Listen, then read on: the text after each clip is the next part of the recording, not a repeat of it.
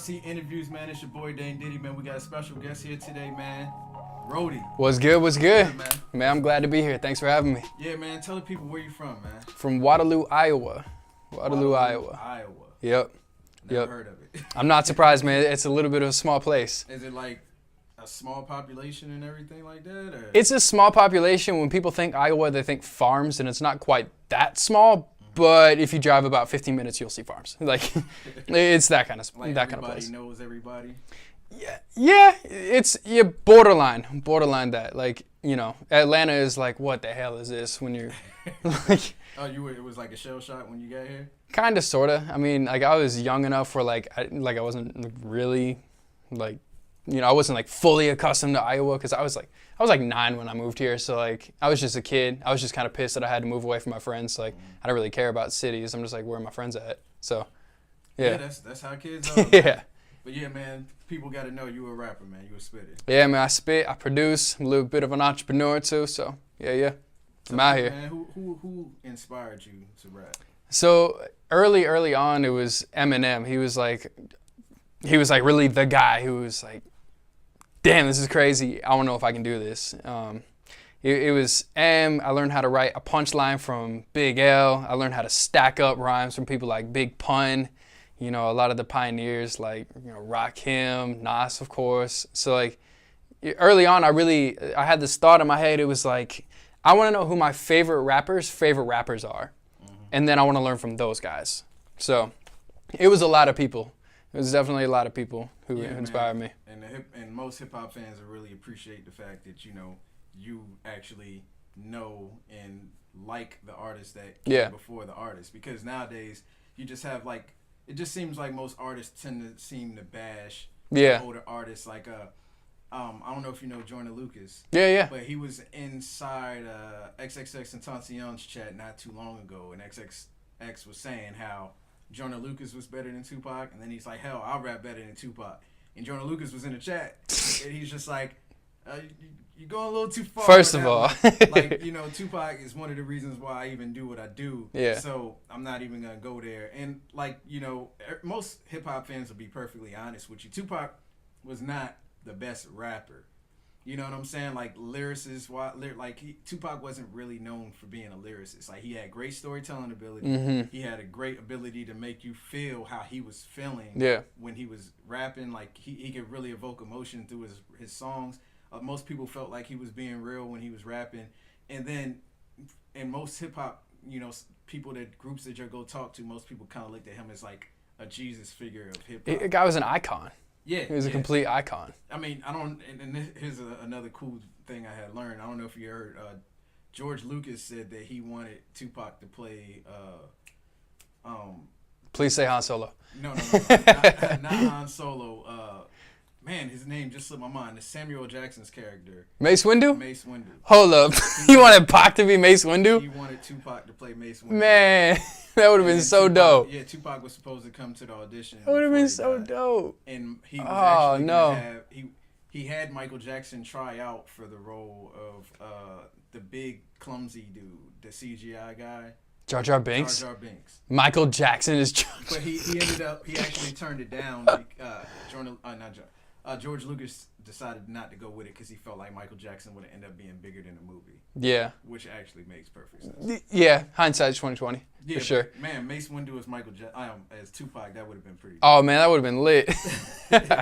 So, I know you said you're influenced by Russ as well. Yeah. Russ is super dope. He's super dope. I feel like Russ is still somewhat considered independent, even though I know he's not. Well, yeah. So he's got a 50-50 deal with Columbia, as far as I know. Obviously, I don't know the real structure of his deal, but he's a real interesting character for me because it's not just like he's some like far off dude who's like, oh wow, he's super cool. Like him and Boogus actually handed me a CD when I was in my high school parking lot in like 2012. So it's just like, and then like after that, him and Boogus kind of like fell off my radar until one of my friends was like, yo, you got to check out this dude Russ. I'm like, wait, hold up, Russ. I look him up. I'm like, holy shit, I knew this guy. Like, I didn't like know him, of course, but like I shook hands, whatever. And then like next thing you know, I check him out by myself, and this man's got like 45 million views on YouTube. I'm like, what the hell? So he's a real interesting character for me because it's like, no, you really do this, like for real. Like, of course, like I've always believed in myself, but it's like knowing someone who's like really done it like that, and like the way that he's done it, like I'll give Russ full credit for like, honestly, like Russ, if you ever listen to this, man, you high key changed the way that I release music, cause like, you know, between him and Gary Vee, looking back now, I was fighting a losing battle. My formula up until honestly like last year was, you know, save up a bunch of money, put it in an album, put that out like once a year, and then like about a year ago, I realized, wait, this isn't 1995 anymore. You can't be doing that. Yeah. So that whole song a week thing, it was like it's a long answer to a short question, but I was on a trip to South Carolina, and it was a 5-hour trip, and I was listening to Russ the whole time. I'm like, I haven't heard a repeated song yet. Fuck, I need to put my music out. Mm-hmm. So after that, it's straight back to the lab, just writing. Now I'm sitting on a ton of new music, getting ready to put that out. So salute to you, Russ. I'll see you in a bit. I'm glad you mentioned that, because that's the thing nowadays. It's like, I feel like you have to stay in people's face until they learn who you are. Facts. And then, yes. Then you could kind of fall back a little bit, because you could look at like, even like Kendrick was dropping mixtape after mixtape until he got to deal with Dr. Dre. J. Cole, when Jay went and put a project out, dropped Friday Night Lights, and he was just dropping project after the warm up, and then he got on. Now he kind of does stuff here and there, but you have somebody like Migos who flooded the game. And I feel like they're oversaturating themselves right now. But somebody like Chris Brown, who just dropped a 45-song album. That was crazy. And the funny thing about it was, I remember when we were about to review it, and we were like, it's 45 songs? There's no way it's good.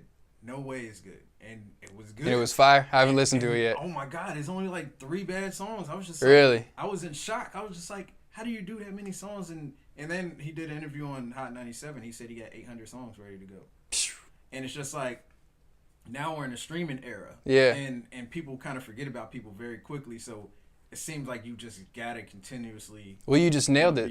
That's the game nowadays. Like, I don't care if you're rapping, if you're a producer, like if you like painting pictures, like whatever it is, you have to learn to master attention. Mm-hmm. That's just it. Cause like you're scrolling through your Instagram feed, like if you don't see someone, you forget about them. Mm-hmm. So attention is everything nowadays. Yeah. So you have to, like, however you do that, if you're putting out freestyle videos, if you're dropping mixtapes, like whatever it is, you just have to make sure people don't forget who the hell you are. So if you're an independent artist, dropping an album a year makes 0 sense. Yeah. It does not work anymore. It's like, especially now that you can pretty much get a home set up, a good mic, and then if you got somebody, or hell, you can go to YouTube and look up engineering tips. And and you know, even in engineering, because I went to engineering school, and even in engineering school, they tell you they have a record track, a reference track up. And even when I was at Patchwork, like, you know, Mike Wilson, he's like one of the biggest engineers ever. And artists will come in and be like, hey, here's my new song. I want you to mix it. Here's what I want it to sound like. Yep. And he'll really just put the 2-track up on 2 separate tracks, and he'll just reference the song back and forth when he's mixing. Yep. And don't get me wrong, his ears a little bit more fine-tuned than our ears are, because he's done like Outkast. Yeah, because he's Mike Wilson. yeah. So, but you can learn it if you have the patience and everything like that, if you take the craft seriously enough, because you have people like Redman, who does everything themselves, and he engineers, he produces, he mixes. It's not a good idea to mix and produce the song, in my opinion, just because it's like, I started doing that actually. It's kind of tough just because you did it, so it's easier to be critical of somebody else. It's so much harder to be critical of yourself. Yeah, so it's sort of like this interesting balance you kind of have to figure out. It's like, it's super dope to do it all yourself, and like it feels good to say, yeah, mix, master, engineer, produce, you know, it feels good to say all that, but you got to make sure you're not creating in a vacuum. Yeah, exactly. So what's your like goals? You know, do you have any like short-term and long-term goals that you want to hit with hip-hop? I mean, so short-term, I really want to perform at the Tabernacle. You know, that's like just, I don't know, it's just like this thing in my mind. Like, it's a dope venue. Yeah, it's just a box to check. Like, that's a come-up, for real.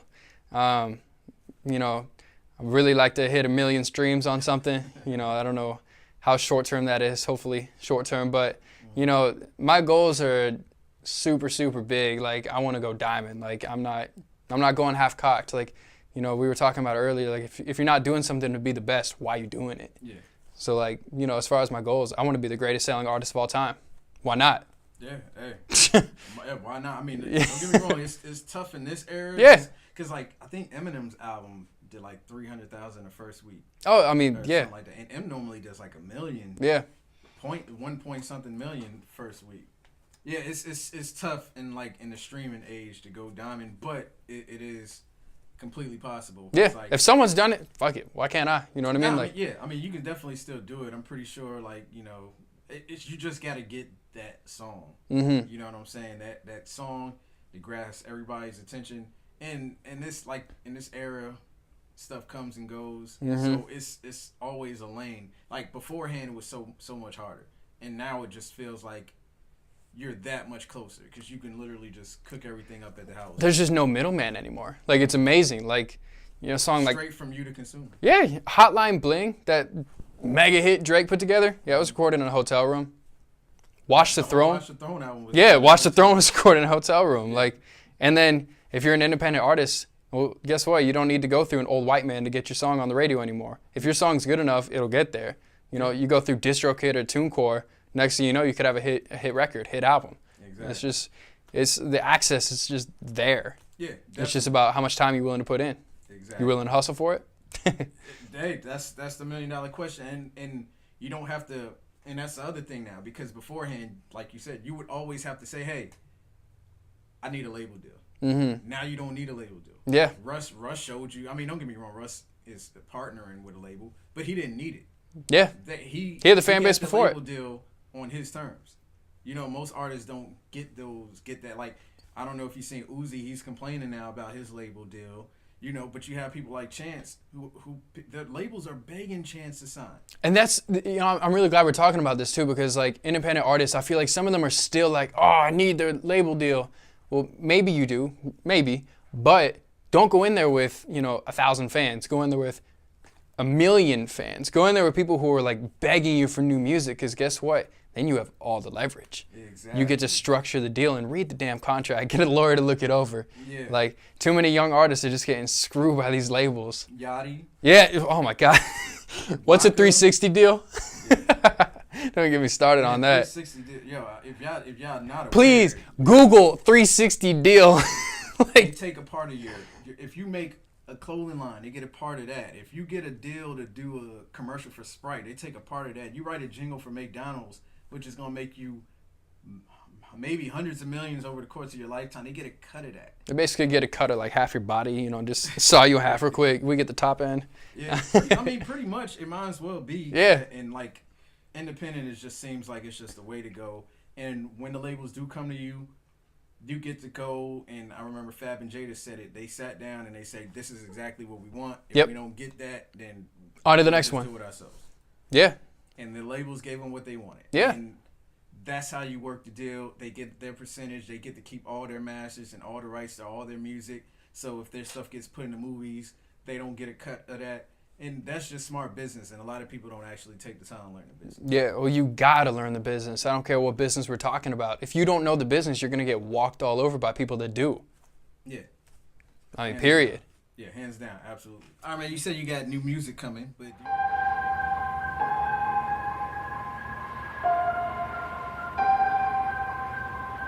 I see it all, watching your moves, I can see what you're doing. Thinking you slick, thinking you quick, I can pick up on your vibe. I see it all, watching your moves, I can see what you're doing. Thinking you slick, thinking you quick, I can pick up on your vibe. I got some eyes in the back of my head, I can call you on your bullshit, but I'll let karma catch up instead. Naturally beef can come with the bread, I guess it's true what B.I.G. said. But do you have some music videos that go along with the music video, with the new music?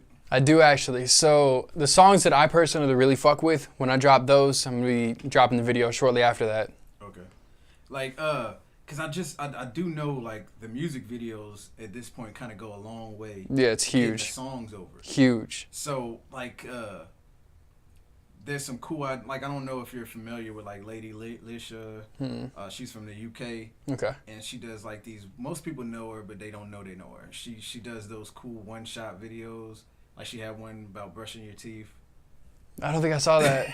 I'm gonna have to put you on, but like, yeah, because it's just so. What my point was is that it's just so easy to kind of like do videos now. Like we do this whole podcast with iPhones, and like there's a lot of people that do real music videos with iPhones, so you can kind of get like a lot of cool things accomplished. I mean, they got drones that can film from the iPhone. So actually, I'm glad you brought that up. I got a video coming out for the record I dropped, Say What You Say, shot it all on an iPhone. That's being edited right now. So I mean, like I definitely the short answer is I definitely do still have some videos coming, but I mean, you said yourself, it's everything. And if you look behind us, I got some videos up. It's a lot of like freestyles, stuff like that. So I mean, that stuff helps. That stuff goes a long way though, especially like because I know some artists do like Freestyle Fridays. And, they just drop like 8 bars every Thursday. Just stuff like that to kind of like keep the ball rolling. Keep that attention on you. Are there any like dream collaborations that you have in mind? Drake. Like Drake hands down? Drake hands down. Eminem, Jay-Z. I would really love to work with Russ. That'd be dope. Kendrick. And then Amy Lee from Evanescence is a big one. Corey Taylor from Slipknot. It's another one. It's a lot, man. Pharrell. Dr. Dre. I don't know. Yeah, definitely last but not least, Dre. It's a lot. Yeah. I want to work with everyone, honestly. Like everyone who I looked up to as a kid, I'm like, now I want to work with you. So like, yeah, I mean, it's definitely like, it just depends on how you feel about it. Cause I know for like a while, like my R&B idol was like R. Kelly. Yeah. And like I ran into him in the studio. Oh, word. And like I didn't even get starstruck. Like I feel like the only person I'd get starstruck for now is like a Jay-Z. Yeah. Maybe a Dr. Dre. I don't even know if I'd get starstruck if I saw Drake. Like I'm not like superly overly, I mean, they're just people. Yeah. Yeah. They are just people because I know her. She called me when she saw Jadena in the airport and she was freaking out. And I was like, just go speak to him. Like, he goes to the bathroom and uses Charmin just like everybody else. You know what I'm saying? Yeah. But aside from that, what's like your next move as far as like, because I know you said you don't necessarily want to do the typical album. Yeah, so my focus right now is building a fan base. So the way I'm going to do that is just single after single after single after single, just jab, jab, jab, jab. And then, once I really put myself on like that, as I'm doing that, I'm going to be touring around the country a little bit. I'm getting ready to graduate from university. So once I do that, I got a lot more freedom to start hitting the Southeast a little bit harder, get on the road. And then drive up north, out west. So really, like, in a nutshell, just build my fan base. I mean, that should be every independent artist's number one priority, but it's like all I can think about now. It's like, how do I get heard? How do I build a culture of people who really fuck with me, for me? You know what I mean? So your plan is to stay independent? I mean, yeah. I mean, I'm not saying I wouldn't sign, because I would if the deal was right. You know what I mean? Like, I feel like I don't need to sign. We were talking about that earlier. It's like, it's not a must anymore. It's, a maybe one day nice to have if it makes sense. So, I mean, yeah, the plan is to stay independent just because I don't really need a label right now. I got everything I need to record at home. I got, producers who fuck with me, put me on like that. And I got the internet. So, like, what do I need a label for? Yeah, I mean, you got the internet. That's like the most powerful thing. I feel like this generation has ever seen, or any generation has ever seen, because you can get anything accomplished. You can become a millionaire sitting in your living room all day long. Well, it's like I just started flipping shit on eBay, and like you wouldn't believe the amount of money that can be made doing that. Like anyone listening, like if you're hurting for money, just don't get me started on this topic because I'll be talking about it for an hour. But just buy something, resell it on eBay for 4 times the price. I mean, like, there's just no excuse anymore. Like, the internet is the answer for anything. If you don't know the answer, Google it. Like, no, seriously. No, man, that's one of my pet peeves. If you don't know something, just look it up. You really can find anything. Yeah, especially with, you pull out your damn iPhone, go on google.com, and look it up. Like, there's no excuse. So, man, who's your top 5 rappers? Oh, man, off the top of my head, in no particular order at all. Eminem, Drake, Kendrick, Big L, and Pun. Fuck, I forgot Jay-Z. I forgot everyone. Look, that's just off the top of my head right there and then. Yeah. So I find it interesting that you said Pun. I don't include Pun on mine. I don't include Biggie on mine. And the only reason is because the lack of material. Yeah. You know, they died too early. And what's crazy is, like, I'm going to be honest, like, I don't even really know Pun's catalog like that, but what I do know is, like, what the hell? Like, that song Twins, like, when I heard that, dead in the middle of literally, that's when I'm like, I want to do that. So. And, yo, the thing about Pun, if you can rap Pun's verses without getting some type of tongue twister, you're obviously a huge fan, because not just that, like, like all of the rhyme schemes he chose on that song, and I like Fat Joe on that song a lot, but the stuff Big Pun was doing and the way he was rapping, you know, oh man, it's crazy. And I feel like Pun was writing Fat Joe stuff on there, because it was because and I have a good theory on it, just because when you listen to all Fat Joe's music prior, it wasn't as good as it was once he met Pun. Pun just, man, like, have you ever heard his son rap? No, I haven't. His son, Christopher Rivers, man. That's Pun's son? Yeah, it's Big Pun's son. Okay. As soon as you see him, you'll know. Yeah. You know it's his son. He gives you that feeling that you felt when you listen to Pun, because really? It's like, and it's crazy because I don't feel like music is genetic.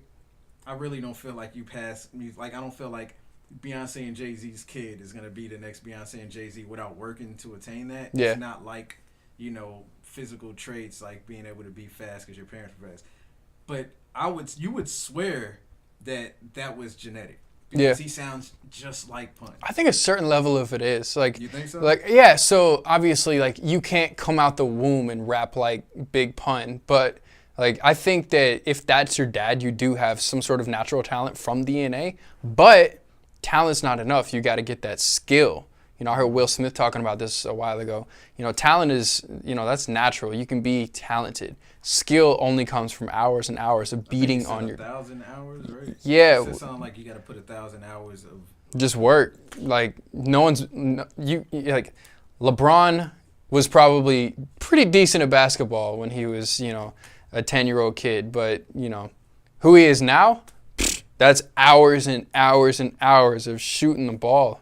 So, I mean, like, you can't get anywhere without refining it. But I do think a certain level, if it is talent, for real. If music is genetic, that's crazy. I caught a brain fart right quick. Oh, no. But, yeah, Will Smith. Will Smith's like my life coach now. Oh, yeah. Everything he posts on Instagram is just like gospel. Mm-hmm.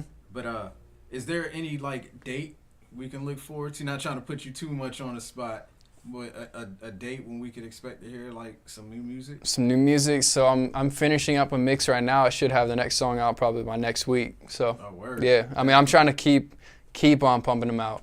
Mm-hmm. Yep. And the video, is that song you're going to have a video for? It should. I'm not going to make any promises, but, you know, like I said, I'm trying to... So basically, you're asking, like, what's my next move? So, yeah, I'm dropping all these singles, but I'm also trying to build content around them. So I just dropped a video for my song Dedicated, where it's a bar-for-bar breakdown. Have you ever seen those Rap Genius videos? Yeah, so it's the same concept. It's just going, like, bar for bar, like, what does this mean? Why did I write that? What's the story behind that? So I'm trying to build content around the content. That's actually a dope idea. I don't hear a lot of people using that. I don't even know if you wanted to really say that. Yeah. I mean, out loud. Look, I'll give everyone listening every bit of my game, because I know that 99% of people aren't going to do shit with it. You know what?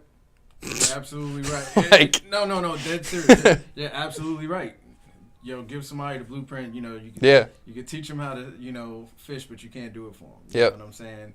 But yeah, that's absolutely right. Mm-hmm. And that's a great idea, because I feel like me personally, when I'm listening to songs, like, I love it when I hear rappers break stuff down, because you may not get the same thing from the song somebody else got from it. Yep. You know what I'm saying? Like, your intention might be different, but due to my life experiences, I may have took it a certain way. Yeah. And I may internalize that completely different. So just to hear how you internalize it, it might make me look like, oh man. Yeah, perception is everything. A dope way to perceive it, aside from the way I did perceive it. You know what I'm saying? And that's a huge thing with hip hop. It's like, it's all about the feeling. And I feel like we kind of lose it a little bit with the newer kids. Like, not all of them, you know. Yeah. Some of them do it from here and there, but for the most part, like the younger kids, because I feel like everything to them is about fun and turning up. Yeah. And when it's all fun and turn, because that ain't really life. Come on, ain't nobody's. It's not life for long. It might be life until you OD, like. Yeah, you straight don't up. 25, overdosing on pills or anything like that. But it's some loser shit. Like everyone's like, all these young kids talking about popping Xans and like doing all this shit. Like, nah, leave that shit in high school, man. Like I mean, I say don't even try it. Yeah. Just because the pills, this is like on some others. I mean, if you're gonna do something, go smoke some weed, and like that's proven to not have killed anybody over the course of life. I mean, I don't do it, but if you're gonna do a drug, just stay away from the pills, because that stuff. It'll fuck you up, man. I've been there, done that. That was me in high school. Honestly, like you'll hear a lot of like me like motivating people, like work, hustle, and like I honestly just kind of realized this the other day, like where it comes from is like I've been on that loser shit before. Like before all this music shit, that was me. Like I just wanted to be cool. I wanted to fit in, but then like just sort of.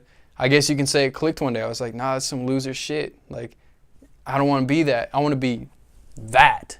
So, I mean, like. And you can't reach that. Nah, you can't. You can't, like, You can't pop pills and end up making money. You got to kind of already be rich to be able to pop pills and continue to make money. Yeah, don't let the cameras fool you, man. Yeah, exactly. Don't let the cameras fool you. So, man, where can people find you at, man? Everywhere. Google me. Rotey, R-O-T-E-Y. You want to find me on social @_Rotey, Instagram, Twitter, Facebook, anywhere you want to look. Spotify, of course, Apple Music. Yeah. What's up, man? And this is the Report Card Podcast, man. Interviews. This is your boy Dane Diddy, man. So happy Rotey could come through. Appreciate you having me. Interview. Great to see you. Yeah, man. And make sure you check us out every week. You can find the podcast on iTunes, Google Music Play, TuneIn, Libsyn, Stitcher, iHeart Radio. I think I said that. Everywhere you can find podcasts, we're pretty much there. And make sure you also subscribe to the YouTube channel. And then make sure you follow our boy Rotey, because he's got some dope shit popping off in 2018, man. Yeah. All right, y'all. Peace. Peace out.